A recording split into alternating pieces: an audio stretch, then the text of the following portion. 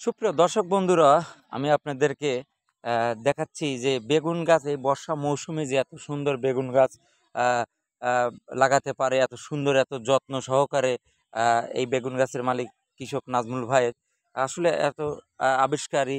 কারণ এই যাবত আমি কোনদিন শুনি নেই যে পলি দিয়ে বেগুন গাছ লাগায়, আমি আসলে কোনোদিন দেখছিলাম না।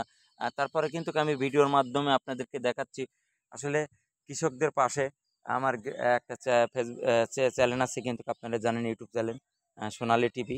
সোনালী টিভির পক্ষ থেকে আমি কিন্তু এই কৃষকদের সর্বোচ্চ পাশে থাকি।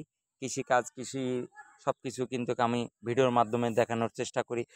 অলরেডি দেখেন যে বর্ষা মৌসুমে আসলে কয়েকটি জেলা কিন্তু তলিয়ে গেছে, তারপরে কিন্তু পাবনা জেলার সাথিয়া থানা ধুলার ইউনিয়ন আমাদের এলাকায় কিন্তু এখনো পানি সে হারে আহ, হয় নাই। তার বলেই কিন্তু আমাদের এই এলাকায় এই মৌসুমে কিন্তু এত সুন্দর বাগুনের চাষ করতে পারে কৃষক নাজমুল ভাই আসলে জানা ছিল না। তারপরে খুব যত্ন সহকারে এই বেগুন গাছগুলি লাগাইছে। তারপরে দেখেন বেগুন অলরেডি কিন্তু এসে পড়ছে, কিন্তু গাছের যে সাইজগুলি এত সুন্দর যে গাছগুলি হয়েছে, অসংখ্য ধন্যবাদ জানাচ্ছি। আসলে কি বীজ দিছে, একটি গাছেও কোনো মনে হয় যে কোনো রোগ নাই আর কি, রোগ মুক্ত।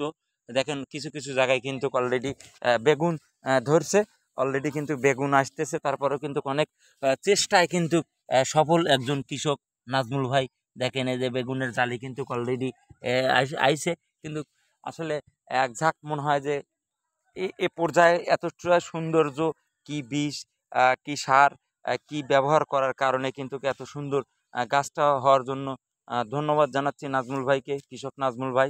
তার প্রতি ফলন চেষ্টা, তার ধৈর্য, কারণ এত সুন্দরভাবে যে বেগুনের চাষটা করে আসলে আমাদের জানা ছিল না। তারপরে কৃষি কাজের পাশাপাশি কিন্তু আমি একজন ভিডিও বানাই। তারপরেও দেখেন আপনাদেরকে আমি দেখাচ্ছি ভিডিওর মাধ্যমে, দেখেন কত যত্ন এই গাছগুলি করতে কি দরকার সেই জন্য করছে। দেখেন অলরেডি কিন্তু বেগুন ধরেছে, কিছু কিছু ঝাঁক কিন্তু কাটতেছে।